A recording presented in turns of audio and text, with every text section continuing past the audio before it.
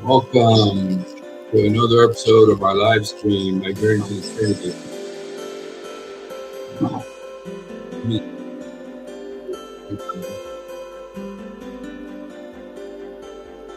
I'm not allowed to play Simple Man anymore because it's on somebody else's.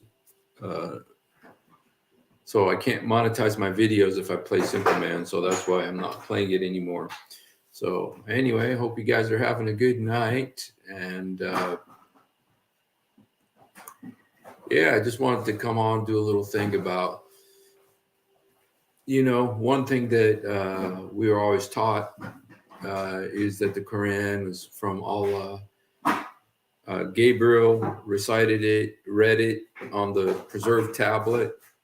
We got to do something about that someday. And then came and spoke it to Muhammad, and Muhammad then spoke it to a writer, and then because Muhammad was supposedly illiterate, even though before he died he asked for a pen and paper because he wanted to write something, and so I don't know, Welcome, Prophet Google. Welcome, God is our salvation, XYZ, and Demian. God bless you guys. Yeah, so anyway, I just want, the belief is that the Quran is from Allah, straight, unfiltered, from Allah, from the preserved tablet. But there are several passages, several hadiths that show that some of the verses came from somewhere else. And so I just kind of want to look at some of those verses that supposedly came from someone else, came from somewhere else. Okay, I got at least one that we're not going to talk about, but that is very famous, and you guys know about it, is when it says that Muhammad was at the temple of Alat al-Uzza al-Manat, the three high-flying cranes, and al-Gharanik al-Ala in Arabic. And when he was there, he was reciting Quran, and then it says Satan cast into his mouth words, and Satan cast words into his mouth, and so then Muhammad recited those words, and the words were, have you considered Alat al-Uzza al-Manat? Their intercession is to be desired. Shafa'athum tirghab in Arabic. So, and that apparently was in the Quran. I mean, I've heard that it was in the Quran for like 8 years until Gabriel came, told Jibril, not Gabriel, Jibril came and told Muhammad, hey, you recited stuff that Allah didn't tell you. And so that was one source. And the first part of that verse is still in the Quran. You can still read it. It says, have you considered Alat al-Uzza al-Manat, the third? But then it says it changes the second part. And then you have a verse in the Quran dealing with the situation. It says Allah abrogates what Satan casts in. And what did Satan cast in? Those particular words, have you not the first part is still in the Quran. Have you considered Alat al-Uzza al-Manat, the third? But the second part of, that what Muhammad said, their intercession is to be desired, that part was abrogated. And that's the part that Satan, and it specifically says in the, I believe it's in the Sirah Nabawiyya, the Tabari, and like 50 Islamic sources that Satan put words in Muhammad's mouth. So there's one source besides the Quran, besides Allah, that is in the Quran. Now there's others that are a little bit less controversial, but not really, because the Quran is supposedly Allah's unfiltered words from the preserved tablet. And so I want to look at some of those. There's let me see. There's one in particular, very, very popular story. Let me see if I got it right here. Okay, no, not this one. Okay. Oh, not that one.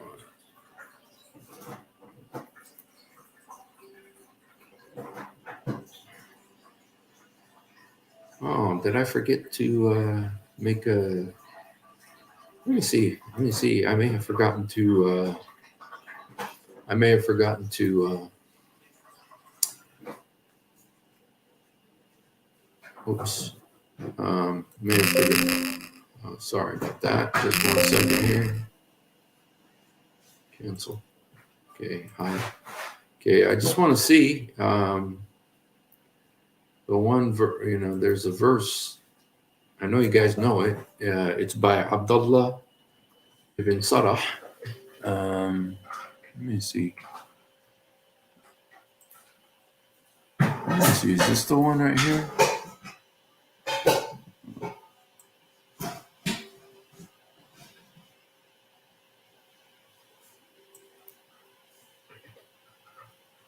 Okay. No, those aren't the three that I want. Let me try this again here, you guys. See if I can find it. Okay.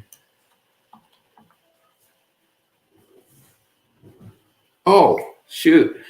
It's in my other computer. Sorry, you guys. I'm not going to be able to get it for you from here, but I know the verse, so I will go ahead and tell it to you. And I know you guys know it as well. Okay. And it's the verse by Abdullah ibn Sarah. Okay. Let me see if I can get it. I can.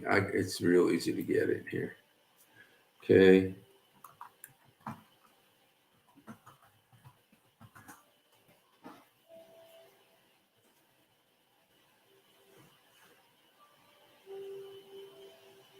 Okay, here it is. Okay, it's in Surah Al-Mu'mineen, chapter 23, verse 14. And you know what happened is Muhammad had 42 people. He had 42 people, supposedly, who were his scribes. He had 42 scribes, people that he would recite Quran verses to, and they would write it down because he supposedly was illiterate, so he couldn't read and write. So he needed somebody to read and write for him. So whenever he'd want to get a verse, he would he would recite it to somebody and they would write it down for him. Well, one of the people that did the recitation for him that he would recite to was a guy named Abdullah ibn Sarah. Now, Abdullah ibn Sarah was he converted to Islam in Mecca when Muhammad was there in Mecca. And then he went with Muhammad to Medina when he did the Hijrah. And so he was, Muhammad would say something like get a verse, something, and he would, and Abdullah was one of the ones who would do the writing, the inscribing for him. He's a scribe. And one day, Muhammad was describing for Abdullah bin Sarah. He was describing the way a baby is made, and he says, first it's a clot, then it's a dead leech, and then it's a dried blood, congealed blood, and then it's the verse talks about all these different stages of the fetus, And while Muhammad is describing this, and by the way, you guys, these stages of the fetus, even though they're wrong, they're completely wrong, but even if they're wrong, they pre-existed Muhammad. There was a guy named Galen who was a Greek physician, and he had already charted these 4 stages. So it wasn't divine revelation. He heard it somehow. And, if probably from one of the Jews, maybe from, yeah, Muhammad traveled a lot, you guys. He was a traveling merchant, and he would go up to Syria, and so he'd meet a lot of different people. And I mean, the most famous is Buhaira the monk. He supposedly met him on a trip to Syria once, more than once. So he would have encounters with the different people as a merchant. So, he probably heard this from one of those people, because those specific 4 stages that Muhammad describes, they were already, Galen, hundreds of years before Muhammad, had already charted those stages, even though they're wrong. Even though they're wrong. But Muhammad took those wrong stages and put it in the Quran and says this is from revelation from Allah. But anyway, for Abdullah bin Sarah, who was not a gynecologist or a embryologist, when he heard Muhammad say that, he just said, wow, Allah khair al-khaliqeen. Allah's the best creator. Allah is the best creator. So this is it. Here's the verse right here. Okay, let's look at it. Okay. It says, when we develop the drop into a clinging clot of blood, then develop the clot into a lump of flesh, then develop the lump into bones and clothe the bones with flesh. Then we brought it into being as a new creation.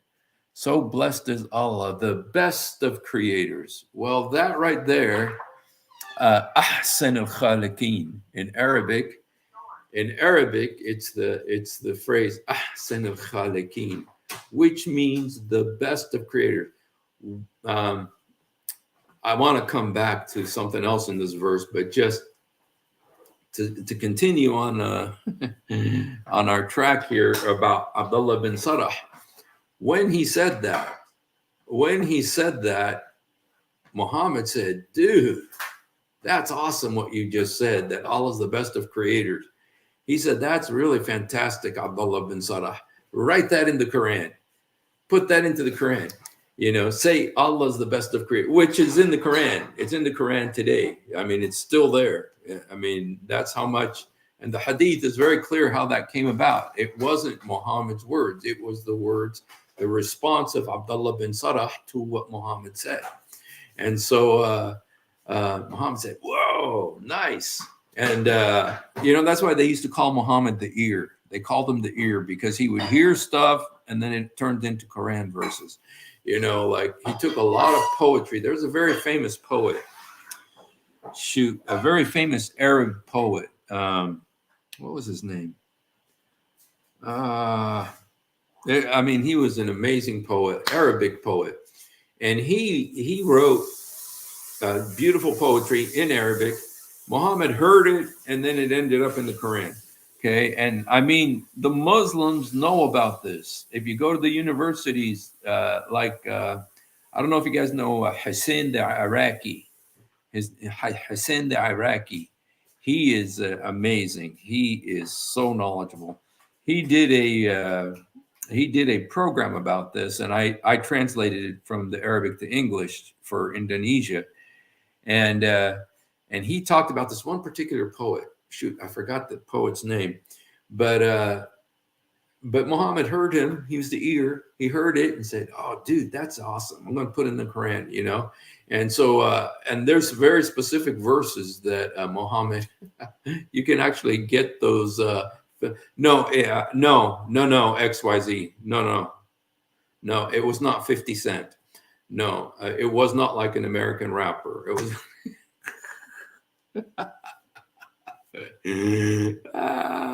Even though I bet you if he was around during the time of Muhammad, he would have heard it and put it in the Quran, or Skeletor what stopped doing his trading caravan journeys. I think he burned his bridges with. Yeah, well, what also happened is that the owner of the business, who was the owner of the business that he worked for? It was his wife. His wife was the business owner. She was his boss, Khadija. When she died, he moved on to a different, even though uh, it's very well documented that she was the one that was trying to make him into a prophet king. She wanted to make him into a king. Okay, she was very powerful, the richest person in Mecca, in the Qurayshi tribe. She was so powerful and rich. And she wanted to unite all the Arab tribes because there were so many different Arab tribes. She wanted to unite all the Arab tribes into one nation. And she asked the Jews, she says, how do you make someone into like a king? And the Jews said, do the David method. What's the David method? First be a prophet, and then people will accept you as a prophet, then become a king. Okay. And so it says first make him into a prophet. and so she's the one, because if you read about when Muhammad used to go up to the cave by himself, there's hadith where it talks about the caves up there in the hill, and that Khadija would be waiting at the bottom of the hill, waiting to see when something was going to happen. And she knew something. I think there was some witchcraft going on or something. She knew something was going to happen. And then when he came home, when something did happen, he runs home to Khadija and says in Arabic, "Zammaluni, zammaluni," which means cover me, cover me. Well, she did that, she covered him and stuff. And then there was the big test called the test of the thighs, where Muhammad was home one day and that night, and Khadija said to Muhammad, she said, "Do you see that your friend, your friend, talking about that devil that used to go with him?" And he says, "Yes, I see him." And she said, "Well, come sit on my thigh." So he sat on her thigh, on her right thigh, and she says, "Do you see him?" He said, "Yes." He said, "Okay, sit on my left thigh." Sit on his left thigh, her left thigh, and she said, "Do you see him?" He said, "Yes." And then she said, "Sit on my lap," and he did. And do you see him? Yes. And then she says, "I'm going to take off the veil." And he took off the veil. And when she took off the veil, the thing disappeared. And she says, "Oh, be happy, my cousin. Don't be afraid, my cousin, because that's definitely an angel, because the angel is ashamed. It's shy. It doesn't want to look upon a woman's face, an uncovered woman's face." So it's proof that was not Satan, but an angel, because Muhammad knew that it was Satan. Muhammad knew. He said, "Lamasani jinn," a demon touched me. Muhammad said that to her. But she, with this little thing she did there, she concluded, no, it's not a devil, it's not a Satan, it's an angel, because when she exposed her face, the thing flew away, and that's proof that it was shy, or not just shy, it was respectful. It respected her and didn't want to see her face, without the veil.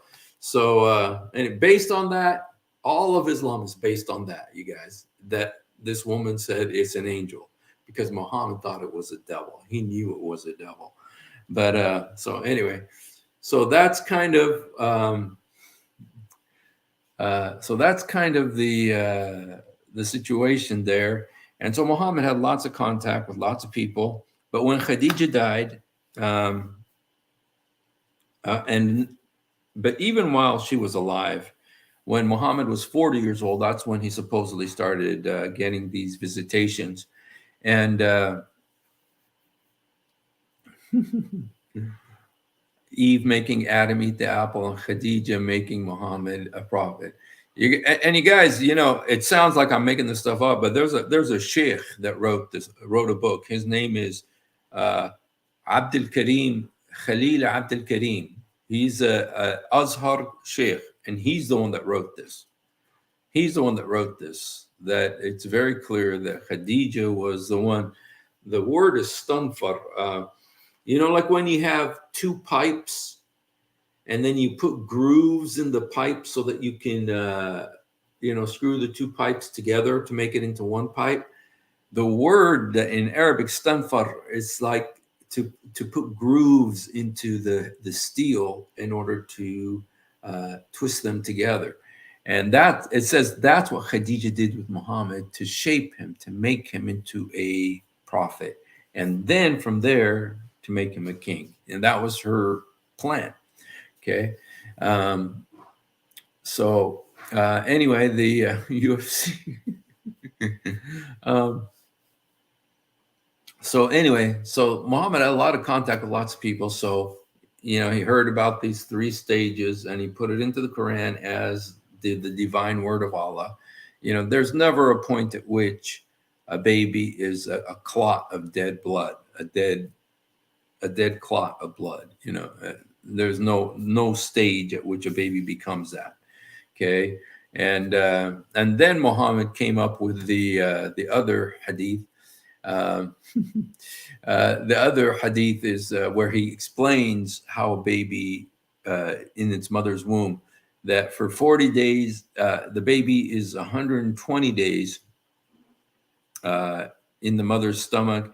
And then when it's at 120 days, an angel comes and breathes life into the baby, and it becomes a human being. Okay, before then it's dead. It's a baby but it's dead.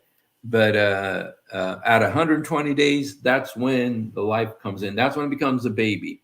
And you think that sounds humorous, and it is, but Zakir Naik, I could show you the video right now. Zakir Naik and his daughter talking about this, that at the 120-day point, that's what, 4 months. That's when the soul enters the baby. It doesn't have a soul before then. And Zakir Naik said, so you can abort a baby up to 4 months because it doesn't have a soul until 120 days when the angel comes and blows the soul into it. And so anyway, this is all based on Muhammad's words. Muhammad said this in the hadith, that at 120 days, the angel comes and breathes life into, makes it a human being. But before then, it's just a lump of flesh and you can abort it. Zakir Naik said that. You could watch it on his program with his daughter. It's unbelievable. So, and it's all based on a hadith. It's based on a hadith. So wild. So anyway, all of that to come back to, that there was this verse that Muhammad was sharing this with Abdullah bin Sarah. And Abdullah bin Sarah says, wow, Allah's the best of creators. Muhammad said, dude, that's awesome. That sounds so cool. Put it in the Quran. And then what happened after he did, Muhammad said that, is that Abdullah bin Sarah was very intelligent. And he thought, wait a minute. I'm not a prophet. I'm the one who said that, but I'm not a prophet. How could I say something that ends up in the Quran when I'm not a prophet? He says, that doesn't make sense to me. I'm not a prophet. And he told me to put my words in the Quran. And then he concluded, you know what? This probably means Muhammad's not a prophet either.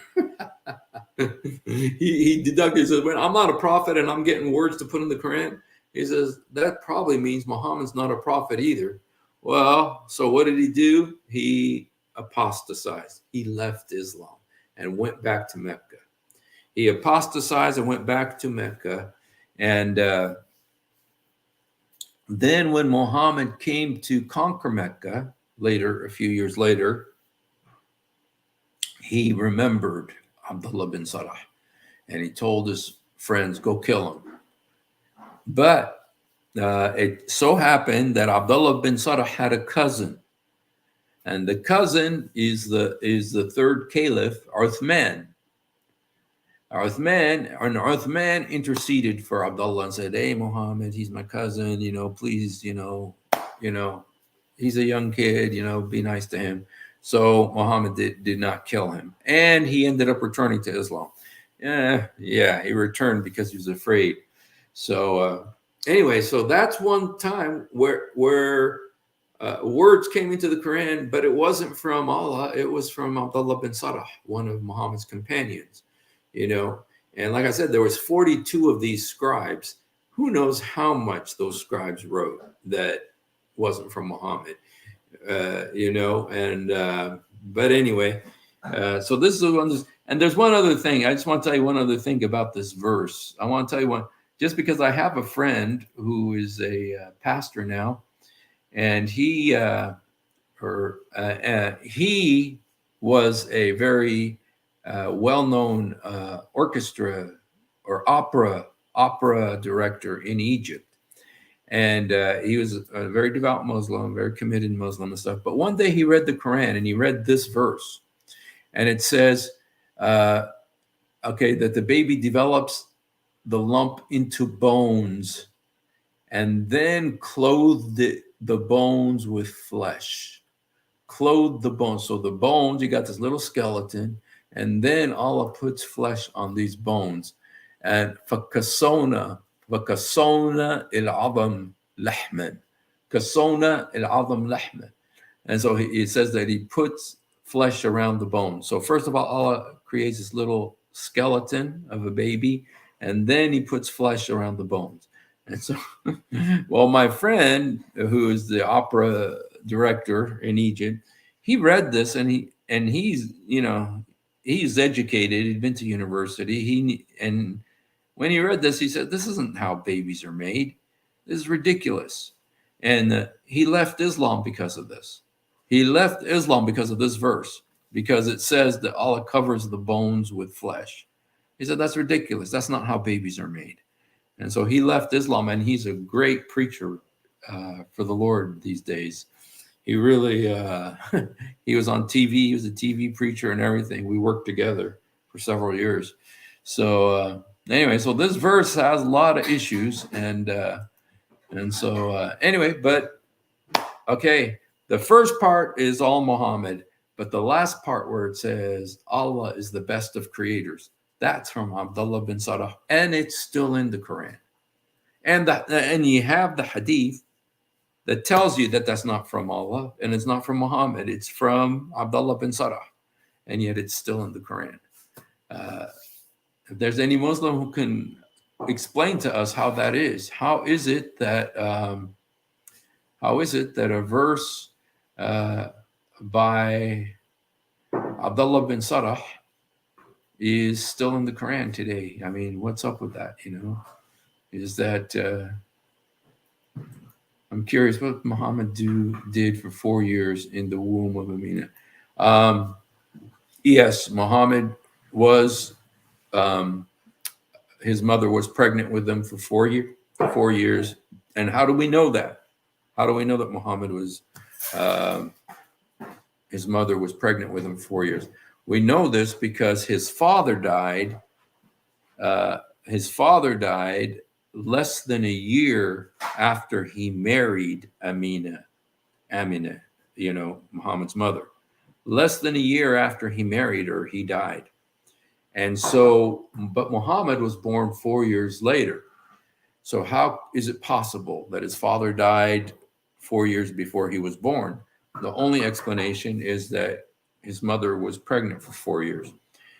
And you guys, this isn't a miracle. Believe it or not, it's not a miracle. According to Qurtubi, according to many very famous, very highly regarded Islamic scholars, women can be pregnant for a year, for 2 years, for 4 years, for 5 years, for 10 years.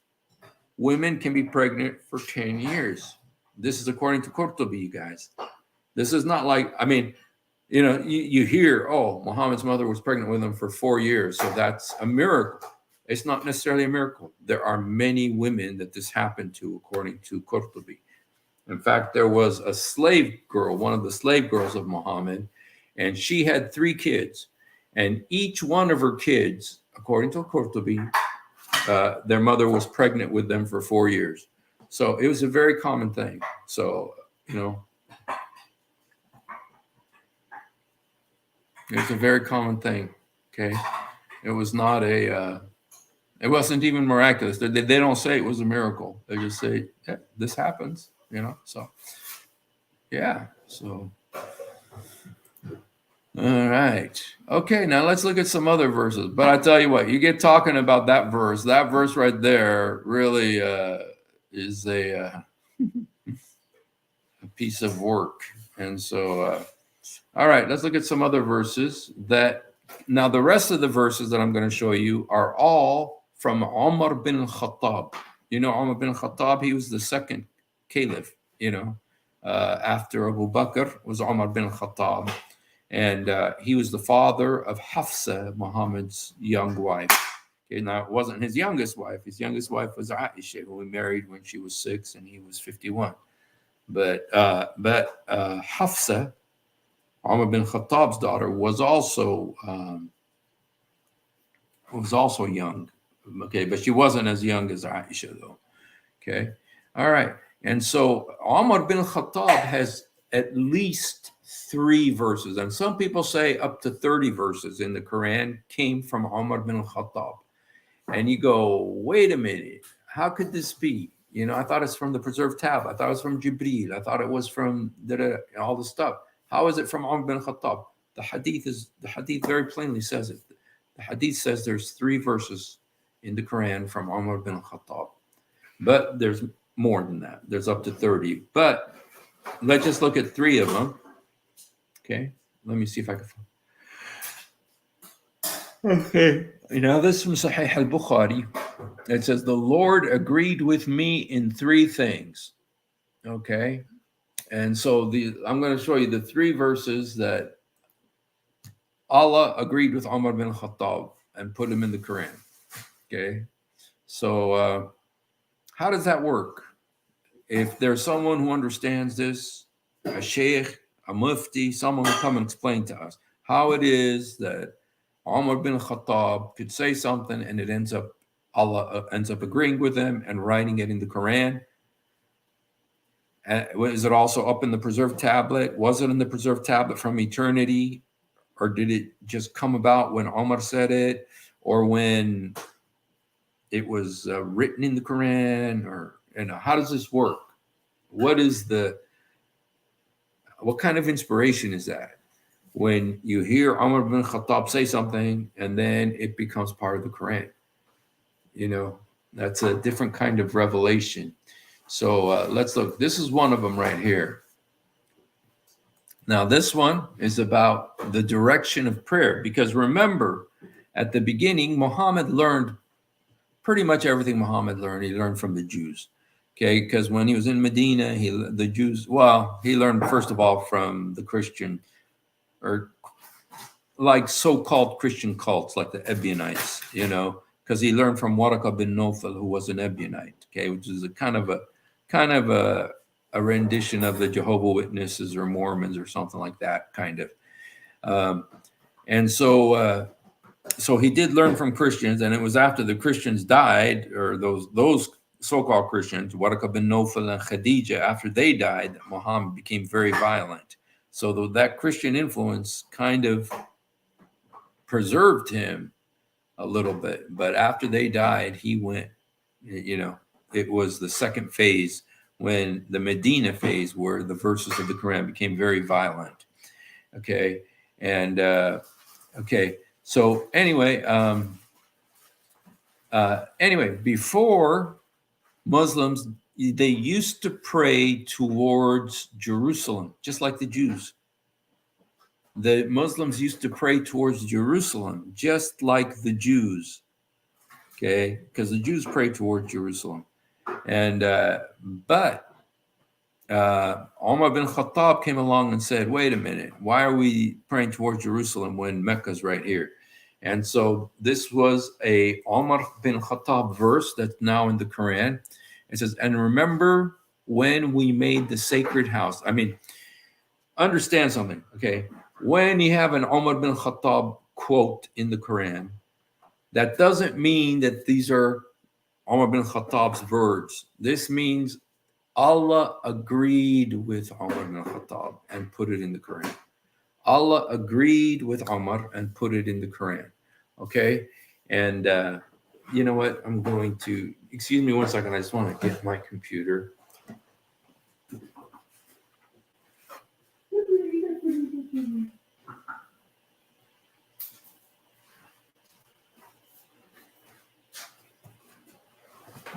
Okay. Because I have these verses here and I have a couple of comments by people about them. Okay. Let me see if I can find these real quick here.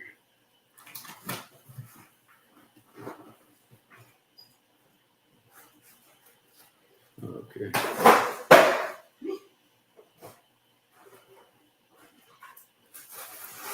Okay.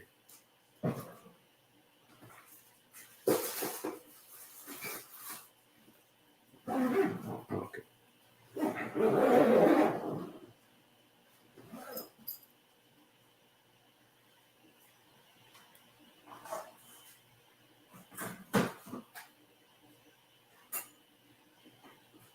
Oh, shoot.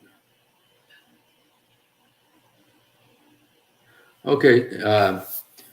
It says, example, Omar. Okay. Shoot. I don't want to read that one just yet. Okay,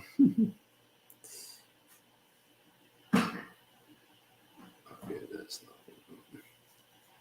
not. I'm sorry, you guys. Apparently, some of this did not.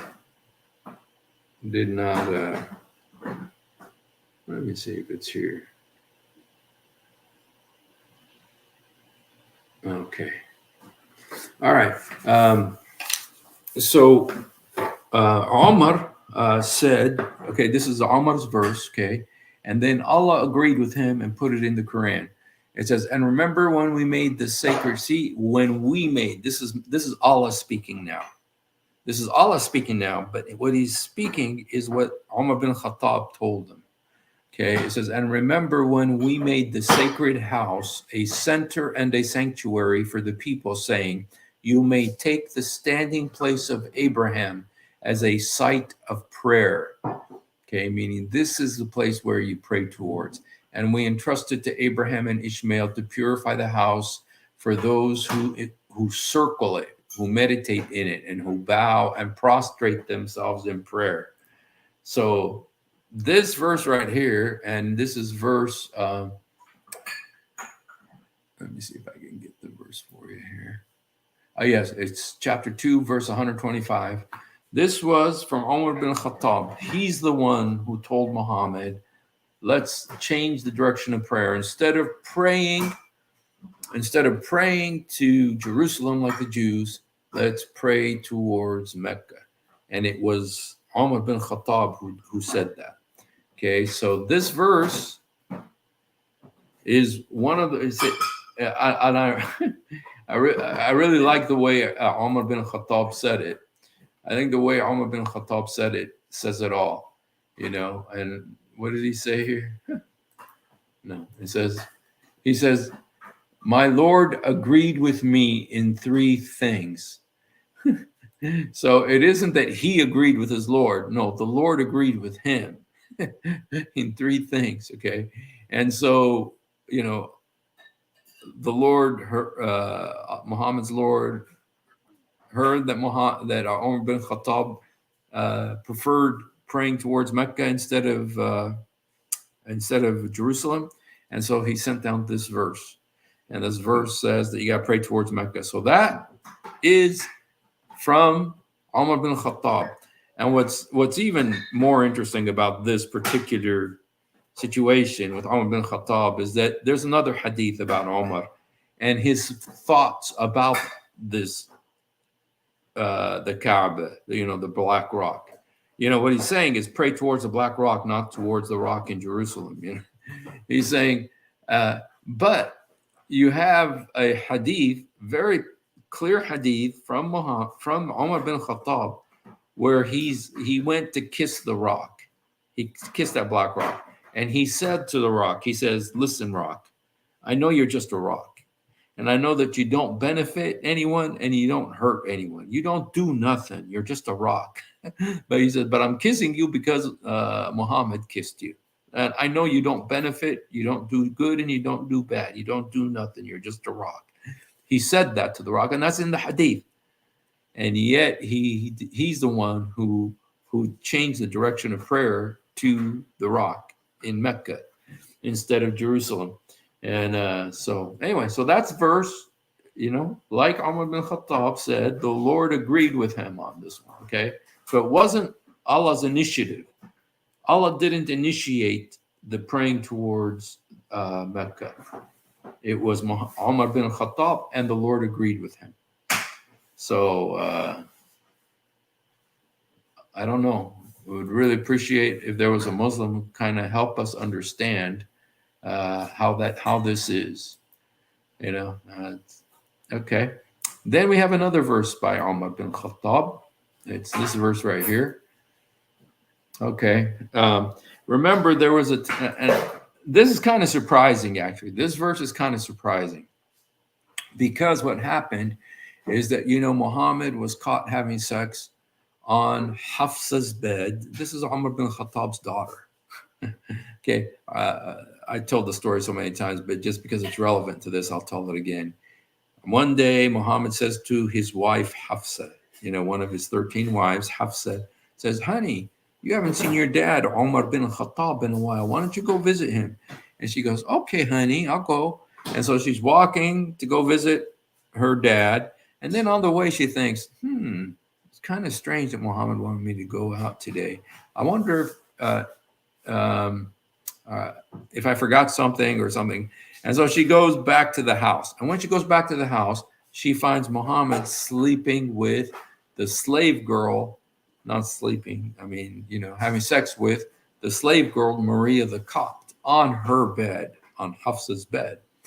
And then Muhammad says, I swear I'm never going to do it again. Please just do not tell Aisha. Do not tell Aisha, please, please, please.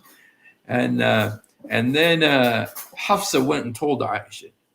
And then Hafsa and Aisha formed this confederation, okay? And against Muhammad, saying that we're not going to have sex with you no more, and we're going to be mean to you because you were committing adultery on Hafsa's bed with a slave girl. And so Muhammad said, I swear I'm never going to do it again. And then he went to the mosque and said he's not going to touch his wives for 30 days. Okay, he's not going to have sex with them for 30 days. Then Allah came and said to him, how dare you keep back from yourself that which I have permitted for you, meaning Maria the Copt. And then Allah said, I permit you to absolve your oaths. This is permissible for you to absolve your oaths. So Muhammad swore that he wasn't going to go see his wives for 30 days. Well, it was only the 29th day, and Allah permitted him to break that oath, that vow, okay, and also to have sex with Maria the Copt. So break all his oaths. It says Allah has absolved you. You are forgiven to break your oaths, okay.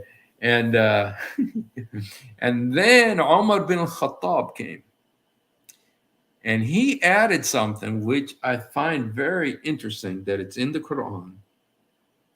And I find it very interesting because he's saying this to his own daughter. And okay, this is what he said. He says, perhaps if he were to divorce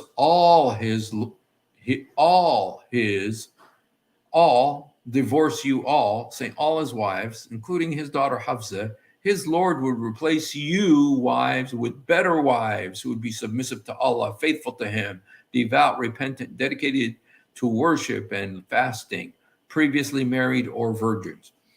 So this is Umar bin Khattab. He's the one who said this. And it's in the Quran, 66:5. It's 66:5, right after 66:4. 66:4 is where Muhammad says to his wives that, or Allah says to Hafsa and Aisha, says, you guys have made this confederation against him, but Muhammad has on his side Allah, Angel Gabriel, all the good angels, and all the good Muslim believers against you, against those two women. So, and then Umar bin Khattab comes and says, maybe Allah is going to take he'll divorce you and Allah will give him better wives. So, and that included his daughter. He was also saying that to his daughter Hafsa. So I don't know, maybe that says something about Umar bin Khattab, you know, and there's a lot to say about him. So we'll do that in the future. And then this is the third verse that Umar bin Khattab got into the Quran. Okay, that Allah agreed with Umar bin Khattab. He says, okay, what happened is Muhammad was praying over somebody's grave. Okay, somebody who was an apostate or an infidel, kafir, and Muhammad was praying over his grave, and Umar said, "No, how can you pray on the grave of an infidel?" And Muhammad said, "No, I have to do it." But then Allah sent a verse. Okay, Allah agreed with Umar again, and he says, "It does not matter whether you, O Prophet, pray for them to be forgiven or not. Even if you pray for their forgiveness 70 times, Allah will not forgive them. That is because they lost their faith in Allah and His Messenger, and Allah does not guide the rebellious people." So this was, again, by Umar bin Khattab's initiation. He's the one who initiated, said, we need to do this. We need to not pray for infidels. And so now it's in the Quran that you're not supposed to pray for infidels on their graves, okay? So they cannot be forgiven no matter what, okay? So anyway, those are three verses that came from Umar bin Khattab, and I also gave you one verse that came from Abdullah bin Salah, and I gave you one verse that came from Satan that we know of. It's the one that is very clear in the books so there may be more. It absolutely claims that this one was from Satan. So, and you know what? Lucky says, wow, don't Muslims see these verses and how they can still believe it's Allah's book? Well, you know what? I didn't make any of this up. This is in the hadith. This is in the hadith. The Sahih hadith that says, this Sahih al-Bukhari, that says that Umar says, Allah agreed with me on three. Let me see. I kind of would like to see. Let me just look at sunnah.com, see if I could find it there.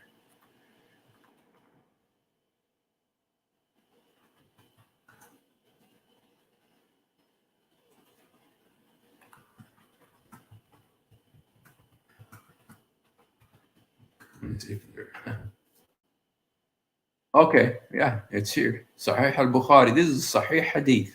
It says, Umar said, I agreed with Allah in three things. They changed it. Hadathna Mus'ab bin Sa'id called Umar.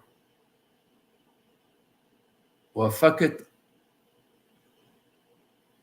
Okay, here they change it to I agreed with Allah. But in Arabic, it says, Allah agreed with me. Oh, no. And I said, or said. Oh. This is funny, you guys. This is funny. They realize that Omar has backed them into a corner. They realize Omar has backed them into a corner. So how do they write it here? This is hilarious, man. I should actually show you this because this is hilarious. So let me show you. This is funny. Okay, stop this screen. Let me show you this other screen. This is funny, man. You know, sometimes you start looking for stuff and you learn new things, man. But this is hilarious. Let me see if I can make it bigger. Okay.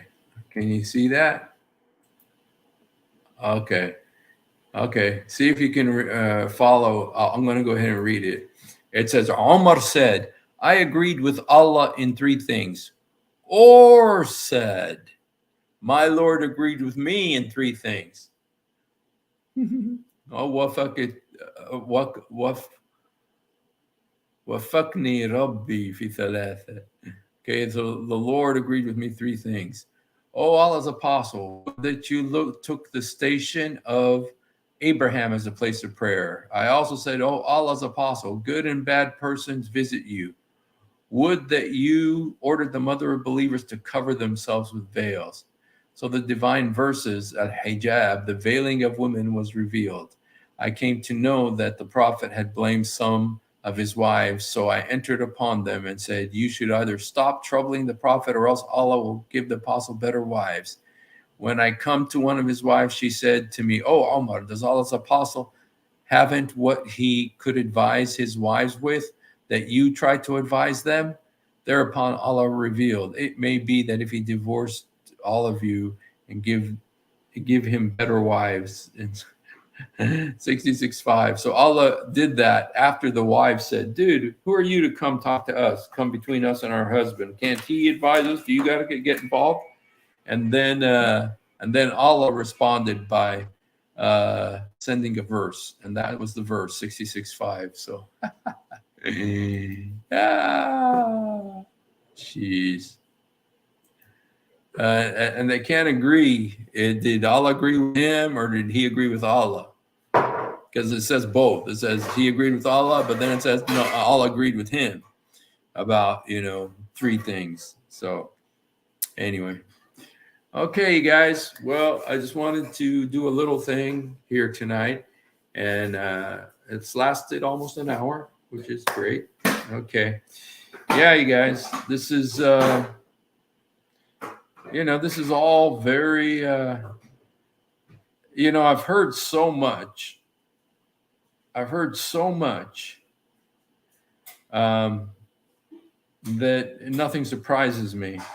But I remember when I was a Muslim, that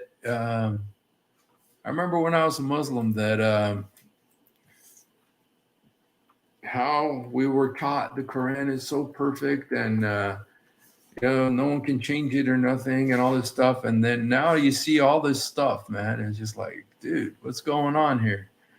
Okay. Just a live visitor. Let me see. I wanted to show you guys also a new video by about the Uthman situation. Okay. You guys have been following what's going on with Uthman and his friend, whose wife Uthman married. Apparently the guy, what he did is he took his wife. Okay, this is before Uthman enters the picture. Even though Uthman is the guy, apparently the wife, an American, she was from North Carolina, went to San Diego where she saw Uthman, and she wanted to talk to him and take her shahada, become a Muslim. And so she took her shahada with Uthman. Okay. But then this other guy, Abu Adnan, fell in love with her, and they got married. And then they went to Lebanon together. And in Lebanon, they were doing okay for a little while, but then she said she didn't want to raise her kids in Lebanon. She wanted to raise them in America, and they had arguments and stuff. And so she flew back to America. And while she was back in America, he divorced her. Abu Adnan divorced her once, not three times, but once. Okay. And then he wanted to take her back. But then she went to, so he asked his friend, Uthman, to talk to his wife. So he gave Uthman his wife's phone number. Uthman called his wife, fell in love with her. They got married within a month or something. They didn't Fremont says. And so anyway, let me see. I did have another video. Let me see if I can find it. It's a new TikTok video. I don't know if I'll be able to find it, you guys, but let me try. Let me see if I can find this, because it's a pretty good video. The new one.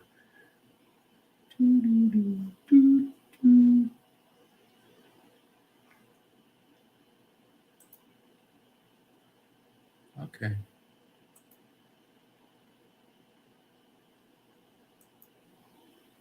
You know what? Shoot. I can't find it here, you guys, but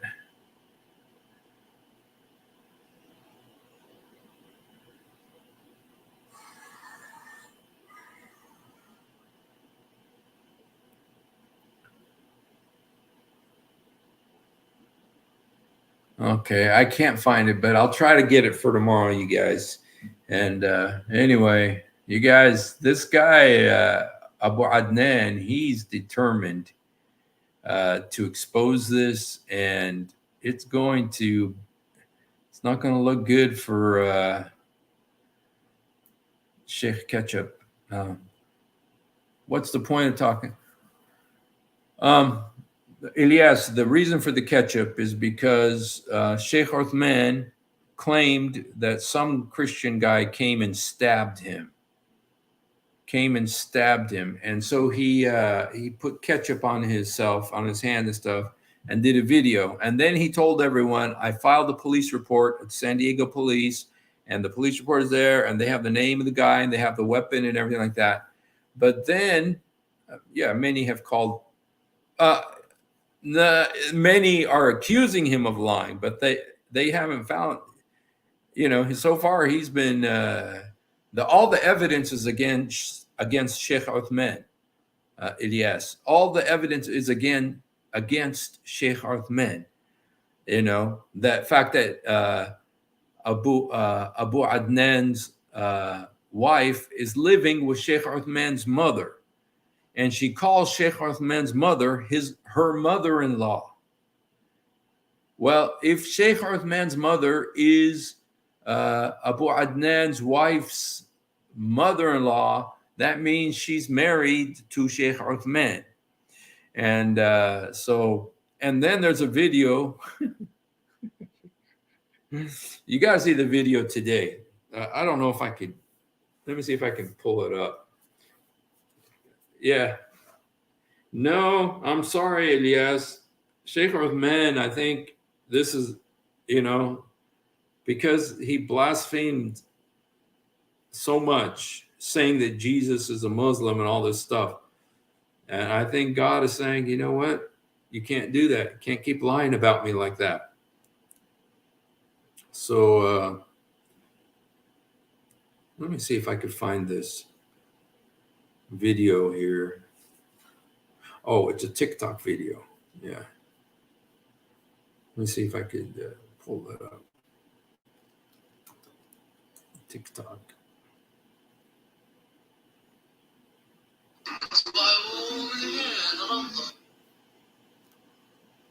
Okay.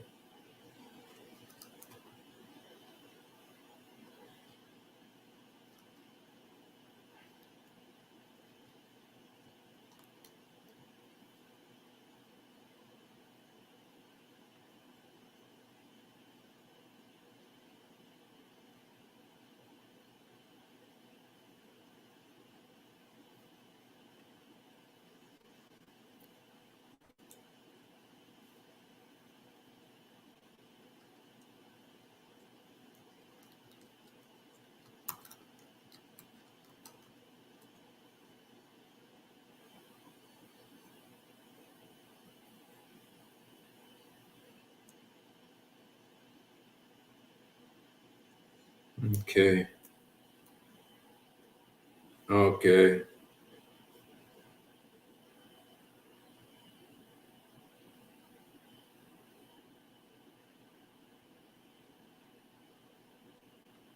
Okay. Islam terrorist.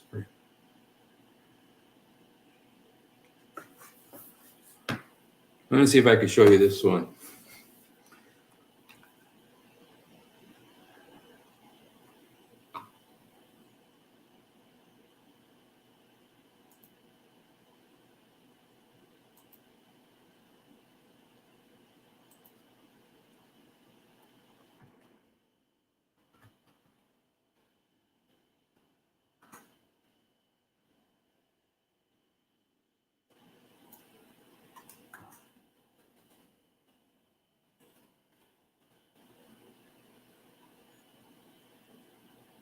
Okay, here's a video. Let's see if we watch this.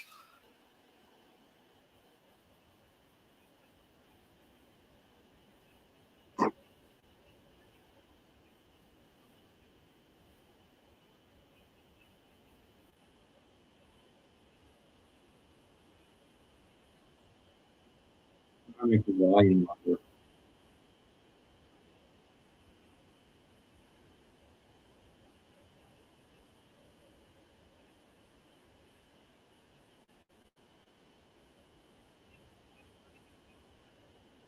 if you speak it, even if you are a liar, I told this to Uthman, even if you are telling the lies against Sheikh Uthman, unfortunately, your evidence and your custom against him is what I'm taking to work. I told you to make custom by Allah and to show correct evidence that he was married to their wife. This I cannot do. But they Okay, that's not the one I wanted to show you guys, but anyway, I'll find the video and try to show it to you tomorrow. So, yes, of course, it's Abu Adnan's making the claims. It's his wife. Why wouldn't he make the claims? You know, Sheikh Uthman is innocent according to many, but not according to the evidence. Ilyas, why is Abu Adnan's wife living with Sheikh Uthman's mother? Sheikh Uthman admitted that the wife was, what he said is, just because she's living in my mother's house doesn't mean she's my wife, It's not his views, it's the evidence. All the evidence, Ilyas, is pointing to Sheikh Uthman, Sheikh Uthman's guilt that he's doing this. Said it out of respect that she's living in Sheikh Uthman's mother's house? She said that out of respect? How's that out of respect? Give me a break. Come on, Ilyas. I'm surprised that you're defending him like this. That means you are one of his cronies. So, yeah, well, I tell you what, this thing is like a drip, drip, drip, drip every day, and something new falls. Something new falls. Wait till tomorrow. Wait till tomorrow when he. How do you do that? How do you do that, Ilyas? How do you take your friend's wife? Uthman, he's the one who performed. You know what Abu Adnan called it, the nikah. He performed the marriage ceremony. And in the video, he calls it the nikah, which is, ahad nikah is the covenant of marriage, even though nikah has its meanings. But really? Okay. He was starting out. He was starting out. He helped the guy get married to his wife and everything. He's the one who prayed the shahada, did the shahada with the guy's wife. And then he took the wife and married her. How do you do that? How does a man do that, Ilyas? Does that seem right to you? All the evidence is on Abu Adnan's favor. All the evidence. There's nothing wrong with this. Look, you guys, look what Ilyas said. There's nothing wrong with her sleeping over at Uthman's mother's. Dude. Okay. Dude, that is hilarious, Ilyas. That's hilarious. So you're admitting she's sleeping over at Uthman's mother's house. Give me a break. Oh, my goodness. This reminds me kind of when Muhammad, everybody was saying that his wife had committed adultery with Safwan, and Muhammad came up with the rule, you have to actually see them doing the act and have to have 4 witnesses. Maybe she was just taking a break. Okay, she was just taking a break, Ilyas. Fine. But why does she call Uthman's mother my mother-in-law? She calls Uthman's mother my mother-in-law. Maybe she's taking a break, but why does she call Uthman's mother my mother-in-law? Why does she do that? What does it mean that Uthman's mother is her mother-in-law? That means she's married to Uthman. She said it out of respect. It's respect to call someone your mother-in-law? Give me a break. Not in English. Not in English, it's not out of respect. It means she's your mother-in-law. Yes, I'm glad you're following this. I'm glad you're following this, and I hope it's bothering you. And judging by the stuff you're saying, it is bothering you, which is great. Hopefully, it'll lead you out of Islam now. I'm sure you do it as well. I call some strange person my mother-in-law. I don't think so. Yes. What? Yes, I understand. You apparently you are one of his cronies. Judging by how much you know and how concerned you are, the last time you were talking like you don't even. Oh, I've never even heard of him, and now look at you. You are one of his cronies. So I mean, who cares? I know a bunch of his cronies, but man, yes, she says that. Oh my goodness. You guys, I wanted to go to bed. Now he's making me stay up. Okay, let me see if I can show you any videos that might kind of help clarify this thing for Elias. I think Elias has seen all of this and he is choosing to close his eyes. Okay, Abu Adnan. Okay. Okay. Life visitor.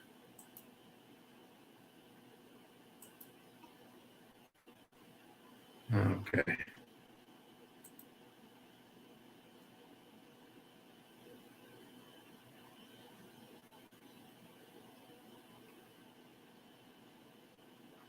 Okay. Yeah, I'm not sure if I'm going to be able to find it right now. And so I don't think I'm going to be able to find it right now. But yes, I'm glad it's bothering you. I'm glad this bothers you because, and one thing about the ketchup too, about the ketchup bottle. One of the reasons I put that there is because there was no police report made. There was no police report. Somebody went and looked for swear by God's name that this whole thing is a lie. And yes, you are funny, man. Look, if man swore by God's name that this whole thing is a lie, really? Then why is the man's wife at Uthman's mother's house? And why is this man's wife calling Uthman's mother her mother-in-law? If this is all a lie, is she lying? There's video of her calling her brother, her mother-in-law. Don't bother finding the whole world, all of Allah's hosts know it. Are you a Muslim? Beaten up by that guy? Really? I think Uthman is sending some guy. He's already some of that Uthman's cronies have threatened this guy. He did the mubahala, for goodness sake. So what? So what? He went to Mecca right afterwards too, right? Why did Uthman go to Mecca with Sneeko? Why did Uthman go to Mecca with Sneeko? What was he repenting for? Why all of a sudden you need to go do a Hajj? Yeah, you know what, Elias? Keep watching, my friend. This drip, drip, drip, it's coming out every day. And, almost every day a new video is coming out. And let me see if I could find that one video. Who was that guy? Haji. Okay, there's one with a guy named Haji. Let me see. See if I could find that.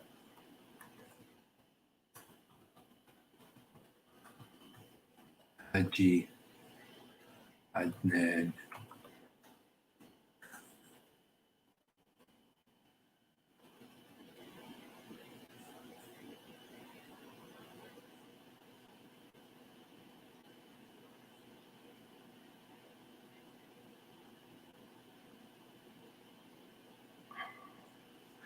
Okay. I'm not finding it right now, but I'll have it tomorrow.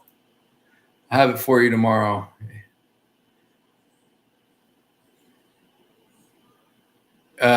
Boy, Elias. Boy, Elias. It's okay to take your friend's wife and marry her when she's still married. Now, this whole thing is totally, in a Christian sense, totally irrelevant. I mean, it's totally off. But according to Islam, you say to your wife one time, I divorce you. That's not irrevocable. And then the guy said he wants to take his wife back. And when he says he wants to take her back, according to the hadith, she doesn't have the right to turn him down. She can't say, "Oh, I don't want to." She can't. According to the hadith, she has to obey her husband. And he said, "I want you back." Well, by then, Uthman had already married her. I know. Oh, how do you know Uthman's innocent? Hey, this could be a great breaking news right here. Elias knows Uthman is innocent. How do you know he's innocent? How do you know he's innocent?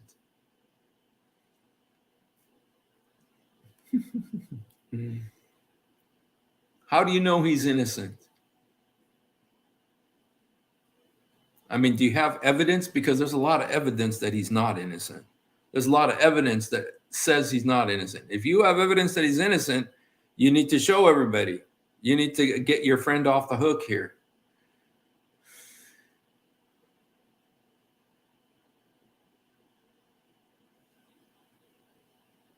Do you have evidence? What's the evidence you have that he's innocent? Just because you think so, that doesn't count.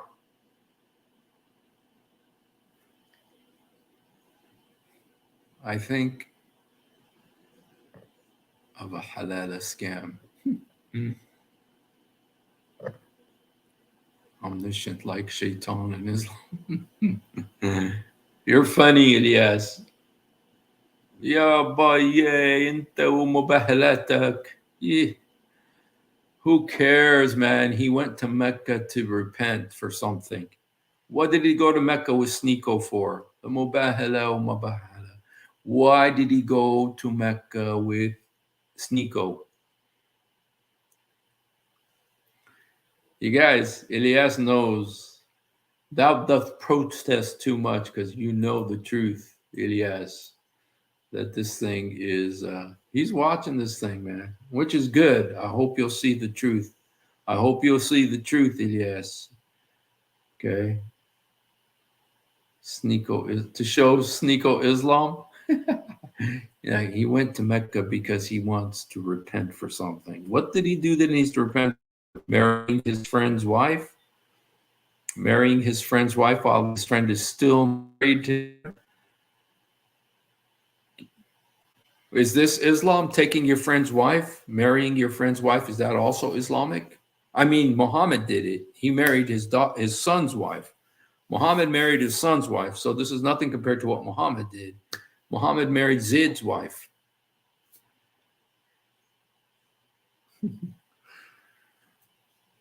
What's your proof? Dude, watch the videos. Watch the videos. He went for that intention. You hope so. Yeah, you hope so. I think you know where there's smoke, there's fire. This is polygamy, but this is reverse polygamy because it's usually the man who's the polygamist. I mean, Uthman, if he married this woman, is also polygamist from having two wives, which is illegal in America. But the woman's also a bigamist because she had two husbands. Yeah, boy, yeah. Yes. You guys, this is just getting fun. This is just getting fun, and I have to go to bed because I got to get up early tomorrow. But it's been fun, you guys. Elias, you know in your heart of hearts, where there's smoke, there's fire. Sneeko and Snako make the perfect pair. I tell you what, I think Sneeko's already gonna get it. Sneeko's got 1 foot out the door already, I think. Yeah, Doug big, what's it called? Mutual bigamy.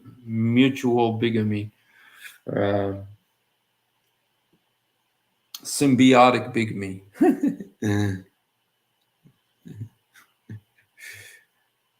All right, you guys. Well, I appreciate you guys being with me. This was getting fun, you guys. I hate to go, but I have to work tomorrow early, so I have to go. But Elias, come back. We'll have I'll have the next videos, and who knows what's going to happen tomorrow? Who knows what's going to happen? It's like every day this thing, the plot thickens. So, all right, you guys. Thanks for hanging out. And if you haven't done it, please do it now. Jesus, help me. Jesus, forgive me. Jesus, come to my heart. Jesus, help me. Jesus, forgive me. Jesus, come into my heart. يسوع ساعدني. يسوع سامحني. يسوع ادخل قلبي. He loves you. We love you. Thanks for being with us, you guys.